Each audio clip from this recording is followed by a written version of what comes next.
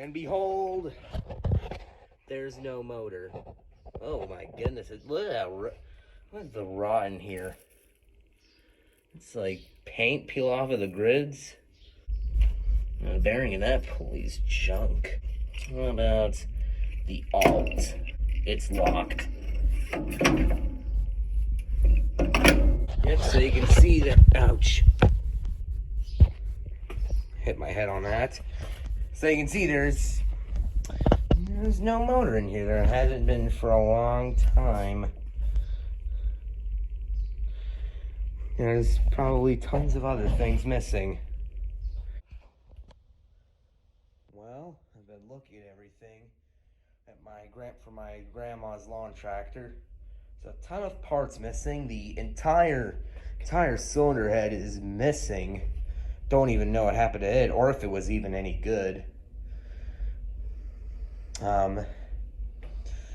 Just missing tons of parts. There's 2 pistons missing. Again, I don't know if those are like melted or something. The block is good. I mean, except for it doesn't show up well on camera. There's a big kind of like a gash here.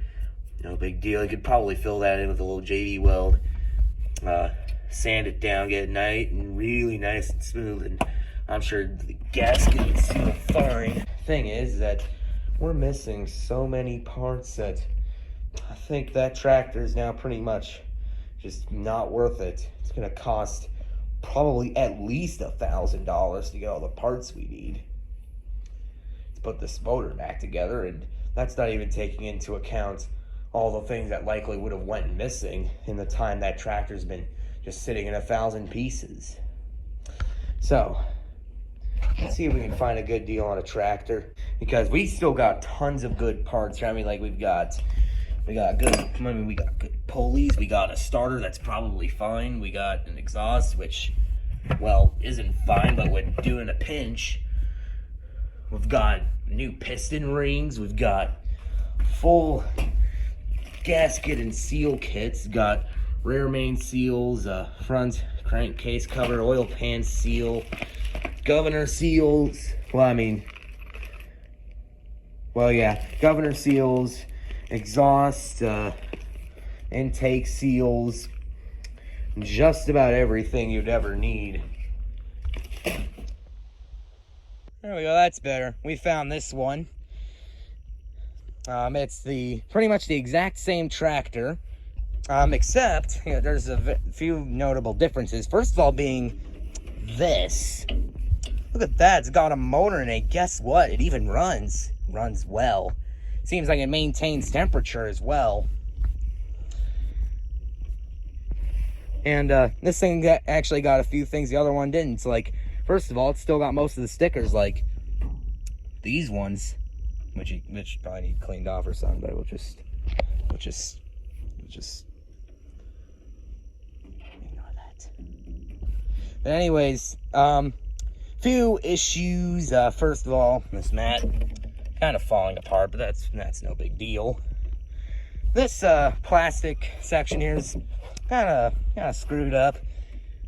Actually, it might be fiberglass plastic. I don't know. You can see it's kind of broken off here and here.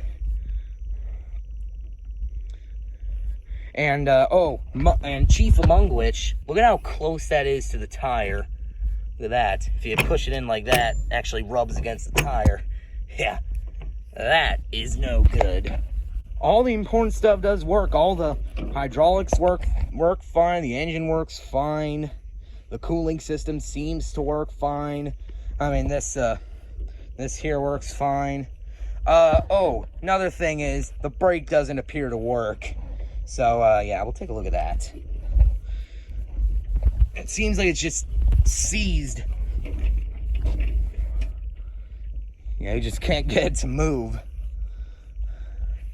My grandma barely ever used, I think she barely ever used the brakes, so, that's fine. When I was little, I would, when, my grandma's other tractor was still working, I would always just, like, sit on the tractor, and just pretend to drive it. Those are good. Those are some good times right there. One thing I remember about about her tractor that I don't remember as a good time was where my grandma had sat me up on her lap and had me steer, and it was terrifying. And I was like, I want to get off. And, you know, she let me off, and she continued with her mowing.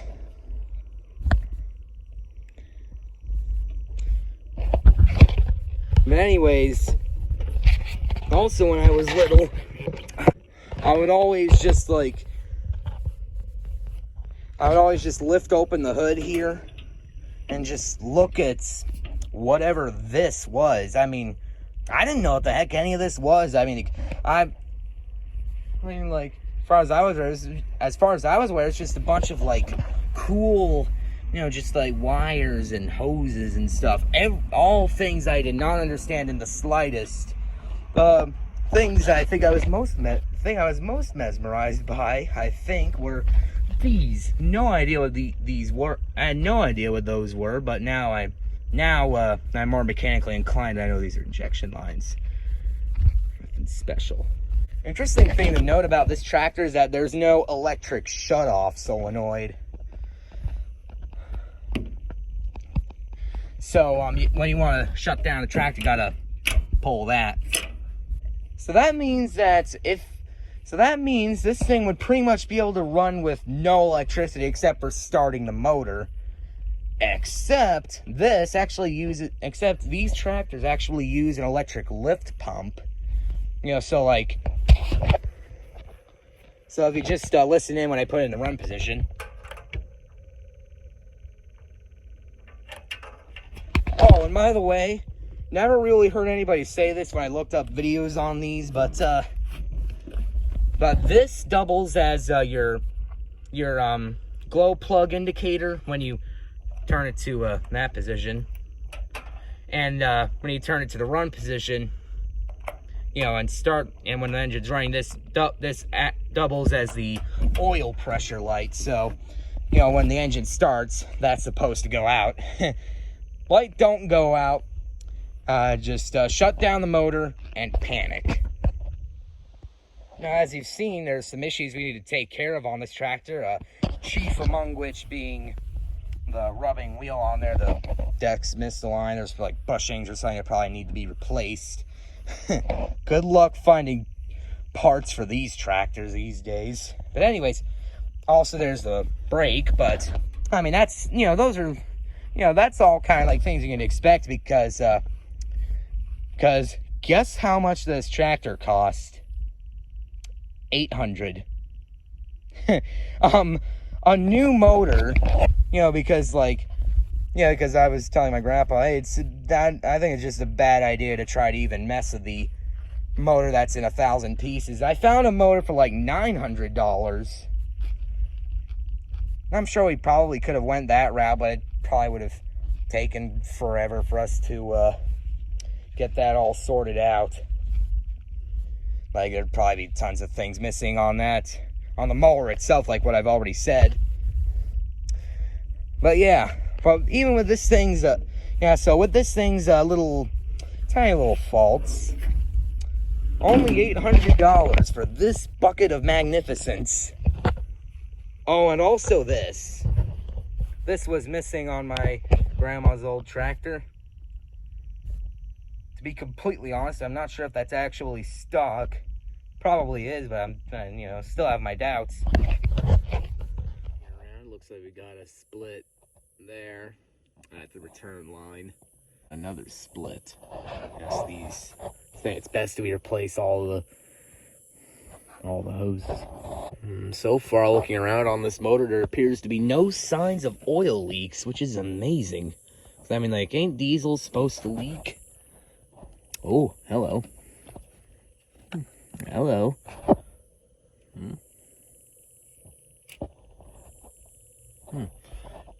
Maybe that hose there is leaking. Like, this is where it kind of like clamps on to like some splines. To like a spline section. It seems like that bolt might just be a bit loose. Just a little tightening, it should work fine.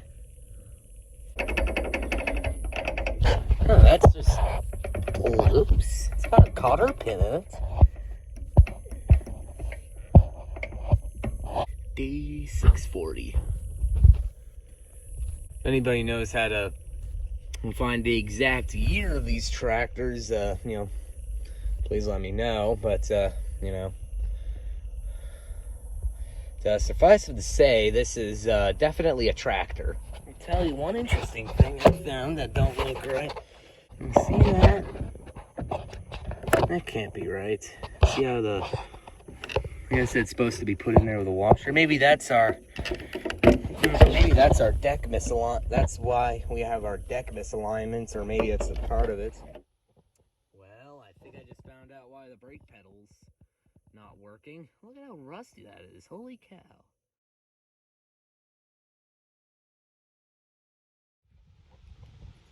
Behold the forbidden Mountain Dew. Alright, I'm doing a coolant flush now. Just keeping an eye on our temp here. The thermostat to me should be like a 180, should open to like 180 degrees. So that should be somewhere, and 180 degrees should be somewhere in the middle of the gauge. Should be like, maybe like that second mark on the temp gauge. So I'm just gonna run it with my little fancy cooling system meter thingy there. Just see how,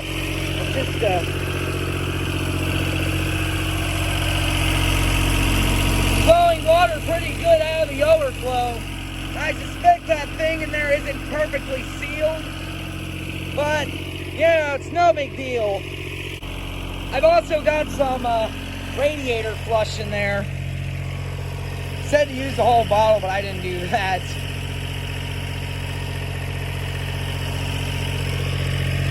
Bring the RPMs up a bit.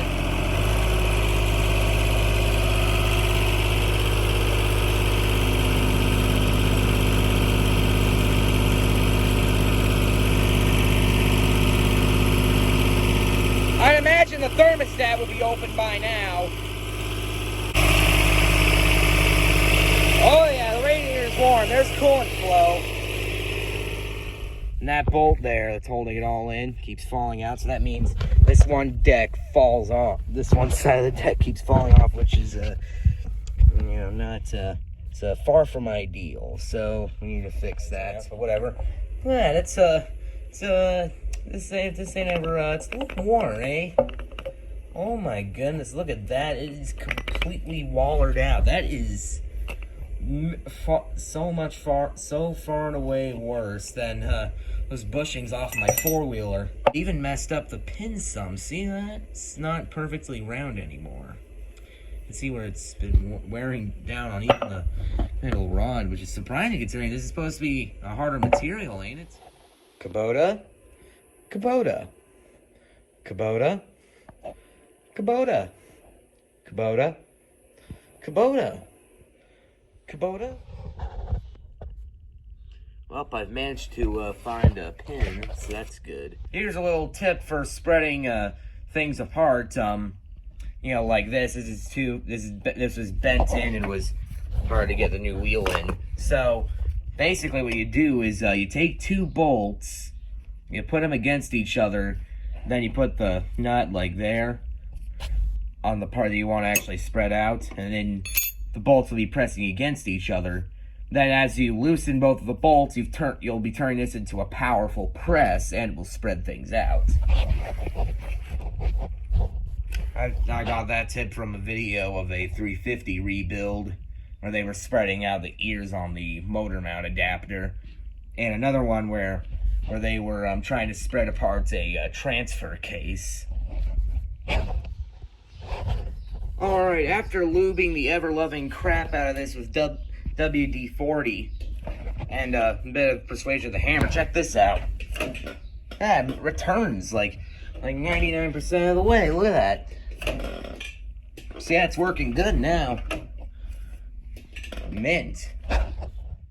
Okay, so I messed with some of the deck adjustments to try to fix this issue, and look at this. It's actually got good distance between the wheel and the tire. The last big thing to deal with is the cooling system. Do a like flush this stuff out again, put the distilled water in it again with more rate with the rest of the radiator flush, and then get that out, and then flush that out, put in some coolant, regular coolant, and I think this thing will be about ready to go. Oh, and grease everything up. And the next braking thing to deal with is the parking brake gets froze up, which doesn't surprise me considering the brake was froze up. Oh yeah, this preheater indicator here, it doesn't work, but I'm not worried about it either. This is no bull crap, people. This is the key that came off of this tractor, which this is like, I think from 1990. See, it fits, it works. Check this out.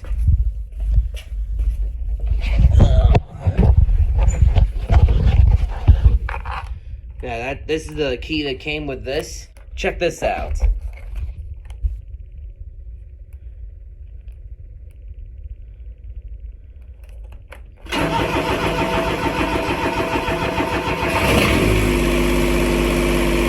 This key actually works with this thing. I cannot believe it. It does work out good because we didn't have another key. Because this tractor didn't come with another key or anything.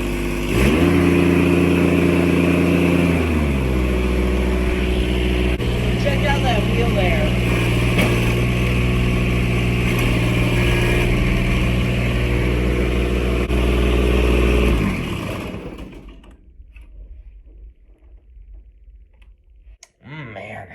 Man. Yummy. The smell of diesel. I just love it. I gotta get out of here and breathe. Guys, the smell of burnt diesel fuel is horrendous. Diesel. So, found a revelation that I'm an idiot. I tried completing the coolant flush on the tractor, and I tried draining it using it's supposed to be sort of like a drain by the side of the block. This is the other motor out of the other tractor. Yeah, and it wasn't draining out because it was all plugged up, so I decided, no, just take it out and get it unplugged, and then I should be Bobby. No, but of course it's never as simple as that. It was completely frozen in there. Instead of being like, okay, I gotta stop, I decided, I'll just keep going, and broke it. No coolant came out because, I think that drain was like clear plugged, just like with this engine, actually.